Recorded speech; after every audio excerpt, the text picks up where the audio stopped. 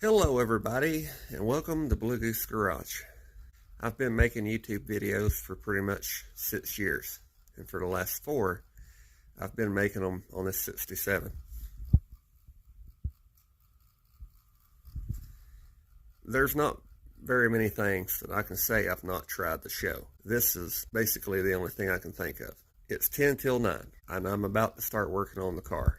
My goal for tonight is to get the back of that rocker patched up the way it's supposed to be, or like I've said, as close as I can get it.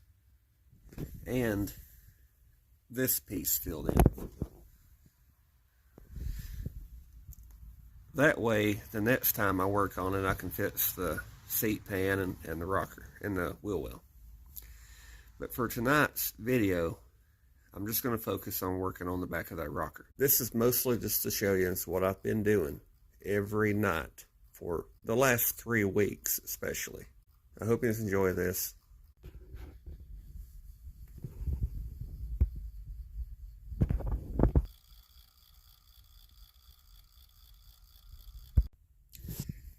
I wanted to add a couple things to this video.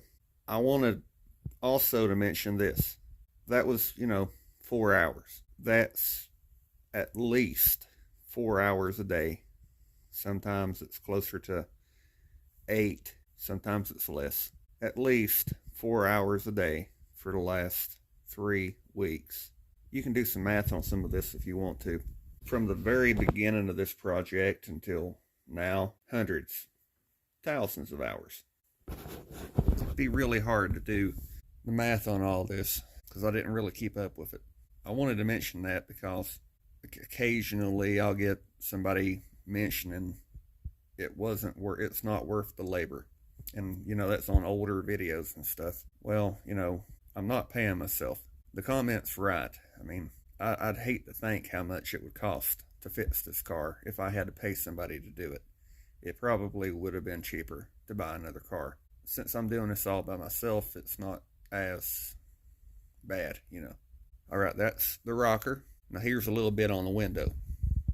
Last year, I got up here and took the passenger side window regulator and window out of the quarter. And since then I've cut out all everything in this area. But I finally got in my car to the point that I wanted to put that window in mine.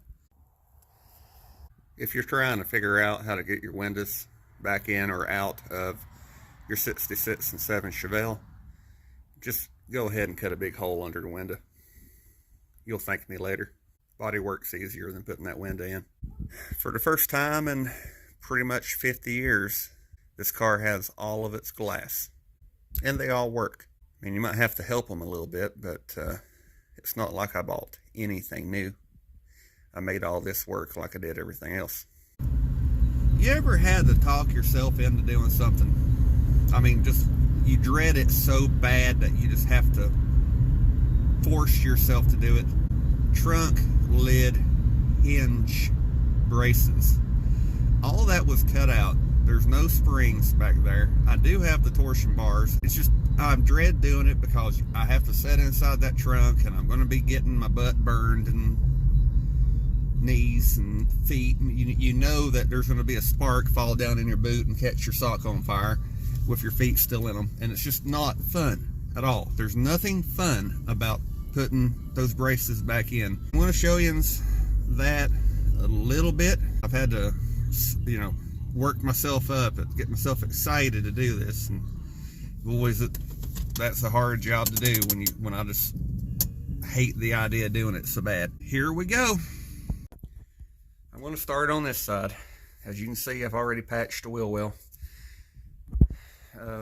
Try to show you why this is pain. It's the way it got cut out. It got cut out to kind of make it like a curve so that could be left in. But the piece I have to go back in it is bent. That's the only one I still have out here that there's even this much of that left. So I have to make a template of that in this area and then transfer it to this and cut it out, straighten what I've cut, straightened the part I'm going to use, cut that off down about here, and weld that piece back to that piece, and then weld in that brace down to the trunk, to the wheel well. Once I get that done, I'll show you some more. I went ahead and welded it in, and then painted the inner wheel well as far as I could get to it from back here. And that's still wet. When it dries, it'll match that semi-gloss. I went ahead and painted it. You might not be able to see it as good because I did paint it, so I'm going to have to get up close to it. I welded that section back, and both sides. I welded that back to it,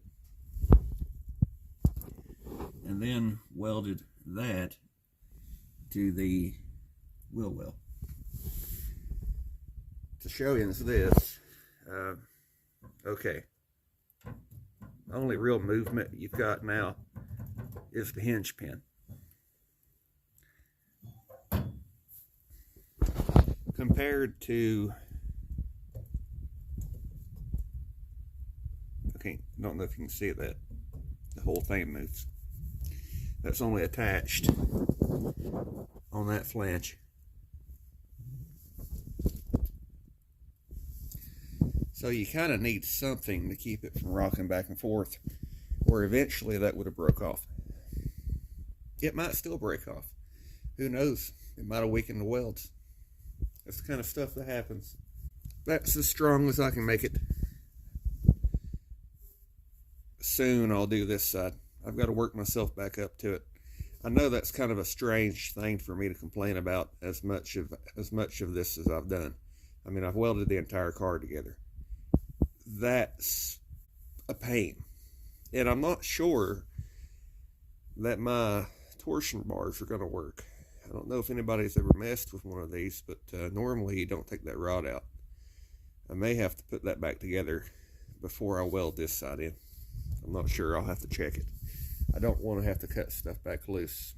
So it might be better if I went ahead and put those rods in and then put this side in. It's possible that I probably should have done that over here too. We'll find out though, won't we? Before I end this video, I figured I'd show you what all I did. Now this was over 2 days, so if you want to keep up with it, this was 8 hours.